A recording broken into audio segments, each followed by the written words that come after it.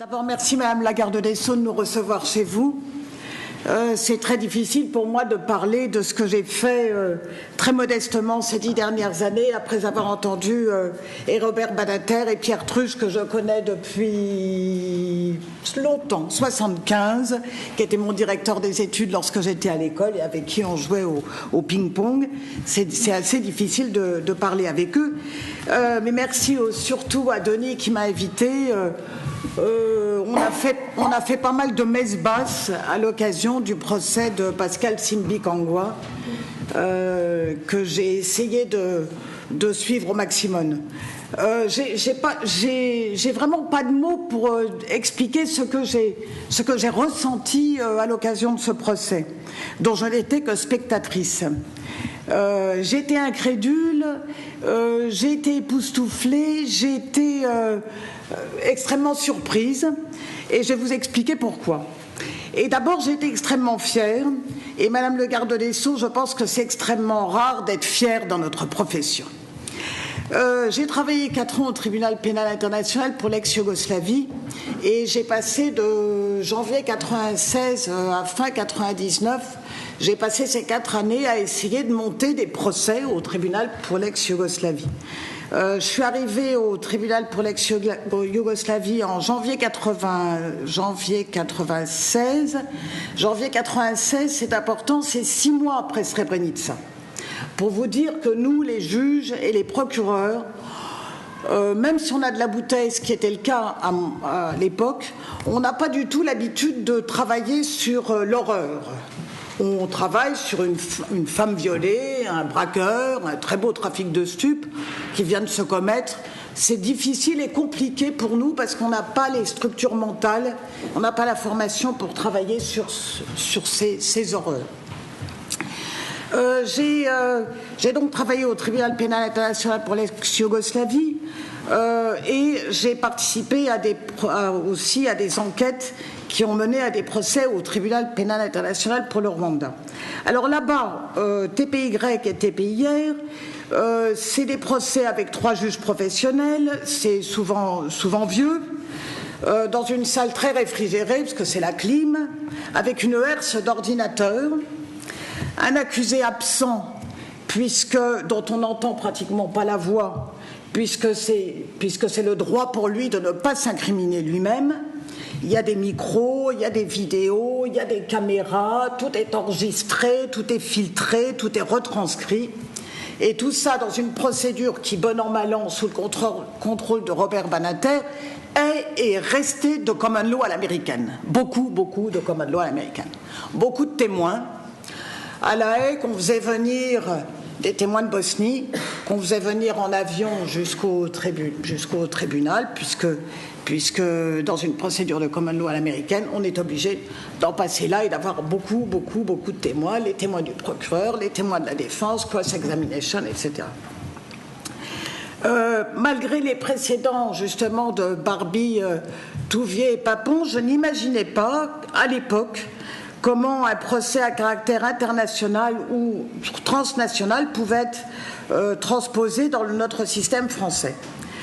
Mais même si, comme on l'a souvent répété, le procès de Pascal Simbi-Kangwa est arrivé tard, 20 ans après les faits, j'ai le sentiment que je voudrais vous faire partager, en toute immodestie, d'avoir contribué en amont à ce qu'il y ait ce fameux pôle de droit international humanitaire. La genèse, c'est le Rwanda. La genèse, c'est les affaires du Rwanda.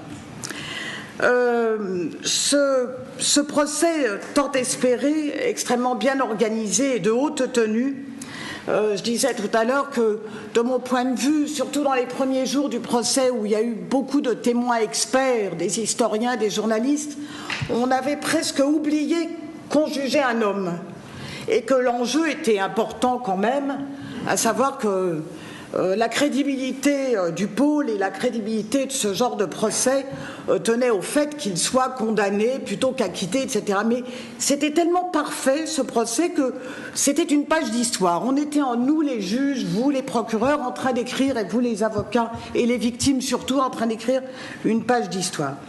Alors voilà comment ça s'est passé. Après toutes mes guerres, j'ai eu la chance d'être choisie par Bernard Kouchner, ministre des Affaires étrangères, pour participer à son cabinet. Et j'ai été son conseiller justice. Aurélia m'a succédé pendant 2 ans dans son cabinet, de 2007 à fin 2009. Et je ne savais pas exactement ce que ça allait recouvrir, mais c'était une expérience, moi qui suis plutôt un magistrat de terrain, ici comme ailleurs. Et puis un jour, je n'ai pas raconté ma vie, coup de fil du ministre qui me téléphone et qui me présente à des Rwandais. Je ne connaissais pas grand-chose des affaires rwandaises, sous les réserves que je vais exprimer. Et Bernard Kouchner m'a dit, écoutez Sylvie, voilà, je ne sais pas exactement ce que vous faites ici, bon, mais il y a une chose dont je suis sûre, voilà des Rwandais, il faut absolument, le Rwanda ne nous parle plus, il faut absolument que vous fassiez tout ce que vous pouvez pour que les relations diplomatiques entre le Rwanda et la France soient réparées. Tout ceci achoppait, tout le monde le sait, parce que ça a été écrit, réécrit, contre-écrit à l'occasion de la tenue du procès de Pascal Chivinkongwa. Tout ceci, la rupture des relations entre le Rwanda et la France, achoppait sur le fait qu'en novembre 2006, le juge Bruguer, avant de partir à la retraite, avait délivré 9 mandats d'arrêt internationaux contre les plus proches de Paul Kagame. Et depuis, le Rwanda ne voulait plus nous parler. Donc j'ai travaillé beaucoup à essayer, sans sortir des clous, et sans prendre parti, j'ai essayé de travailler pour essayer de faire en sorte que cette affaire évolue dans un sens positif, ce qui s'est fait, et de telle sorte que les relations entre le Rwanda et la France repartent. J'avais été amenée à m'occuper des affaires rwandaises parce que, vous vous en souvenez tous, le tribunal pénal international pour l'ex-Yougoslavie et le tribunal pénal international pour le Rwanda partageaient et partagent encore la même chambre d'appel, et pendant très longtemps le procureur était le même. Donc moi j'arrive fraîche et dispose en janvier 96, je vais chez Gosport pour m'acheter des doudounes, etc., parce que je partais en Bosnie, donc tout le monde m'avait dit il fait un froid de gueux, etc. Et quelle n'est pas ma surprise, alors que ça faisait quelques semaines que j'étais là, le téléphone sonne, c'était la secrétaire du juge Goldstone, le premier procureur du TPY, qui me disait, Sylvie, vous partez mercredi, je crois comprendre avec son accent australien qu'elle me dit, partez mercredi avec le juge Goldstone au Rwanda.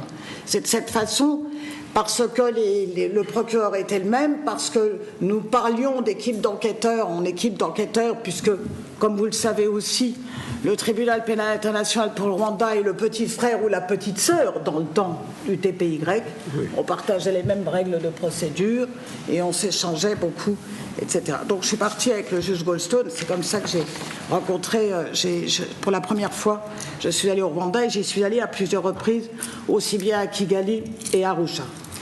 Alors c'est là que je dis que je reprends ce que je disais tout à l'heure, la première visite au Rwanda, c'est un choc. C'était 2 ans après le génocide. C'était mon premier contact de ma vie de magistrat avec l'horreur, l'impensable, les piles d'ossements, les gens amputés, les gens suturés. Et c'est ce qui m'amène à vous dire et redire qu'on n'a pas, nous les magistrats, on n'a pas l'habitude de prendre l'horreur en flagrant délit. C'est difficile. J'ai retrouvé le même sentiment quand j'ai visité Sarajevo pour la première fois et que j'avais pris mon appareil photo et que je n'ai pas pu prendre en photo les immeubles complètement grêlés. Je ne peux pas. On n'est pas dans un zoo, on n'est pas touriste et il faut qu'on participe à tout ça. J'avais donc eu à connaître les dossiers rwandais au TPY, j'ai eu à connaître les dossiers rwandais de façon assez minable et furtive entre mes guerres quand j'ai été juge d'instruction, et là je m'étais rendu compte que bon an mal an je ne pouvais pas gérer 3 dossiers de génocidaires rwandais en même temps que je gérais une foultitude de dossiers qui n'avaient strictement rien à voir, c'était des trafics de cam, c'était des viols, donc on travaille dans l'urgence, je savais que je m'occupe de mes 75 détenus, et même si à l'époque, je n'avais que 3 dossiers rwandais. Évidemment, je n'ai pas pu les traiter. D'où, quand même, l'idée qu'il fallait quand même que ce soit un pôle spécialisé qui puisse permettre de le faire. J'ai quand même profité de mes accointances avec le TPY que j'avais quitté quelques années auparavant pour aller voir Carla Del Ponte et lui demander de me donner les CD-ROM qui sont éventuellement dans les procédures aujourd'hui de dossiers rwandais. Elle me les a remis très volontiers. Je vous ai déjà expliqué les démêlés que j'ai eus avec les Rwandais pour que les Rwandais nous reparlent. Donc il y avait le dossier Bruguère. Il y avait beaucoup d'autres choses. Les chambres d'instruction, tout en France, encore aujourd'hui, ne veulent pas remettre aux Rwandais les personnes qui sont susceptibles d'être jugées là-bas. Et les Rwandais nous disaient tout à fait justement, bah, écoutez, si vous ne nous les remettez pas, au moins jugez-les. Et je me suis rendu compte qu'on ne pouvait pas les juger. D'où cette idée qui m'est venue un jour de me dire, mais écoutez, c'est quand même idiot, on a le pôle antiterroriste, on a le pôle financier, on a le pôle santé publique et on n'a rien pour juger ces dossiers. Et je dois dire que là, ça a été un mouvement politique unanime entre Kouchner, Dati, Alliot-Marie, tout le monde était d'accord pour que ça se passe. Nous avons été 3 conseillers du ministre des Affaires étrangères à aller plaider devant la commission Guinchard pour les... Je ne suis pas persuadée que j'avais gardé un souvenir impérissable de cette histoire. J'avais l'impression que j'emmerdais tout le monde avec mon pôle, mais enfin bon, c'est pas grave. Et quelle n'a pas été ma surprise quelques temps plus tard lorsque j'ai vu la création du pôle figurer parmi les recommandations de M. Guinchard. Et après ça, c'est allé relativement vite. Aurélia pourrait en parler plus savamment. C'est allé relativement vite. Ça a été organisé très bien grâce au président du TGI Paris, Janine Drey, Bruno Cotsier-Collet, qui nous a envoyé des gens formidables. Et aujourd'hui, sous contrôle de Claude qui va en parler, je crois que c'est quelque chose qui marche. Tout ça pour dire qu'il y a une volonté politique à cet instant que ça marche. Et c'était extrêmement nécessaire parce que dans le même temps, eu égard aux évolutions de la Cour pénale internationale, il fallait évidemment que la France se dote de l'outil approprié pour juger ces gens-là. Voilà ce qui a été ma contribution. Merci. Pas mal.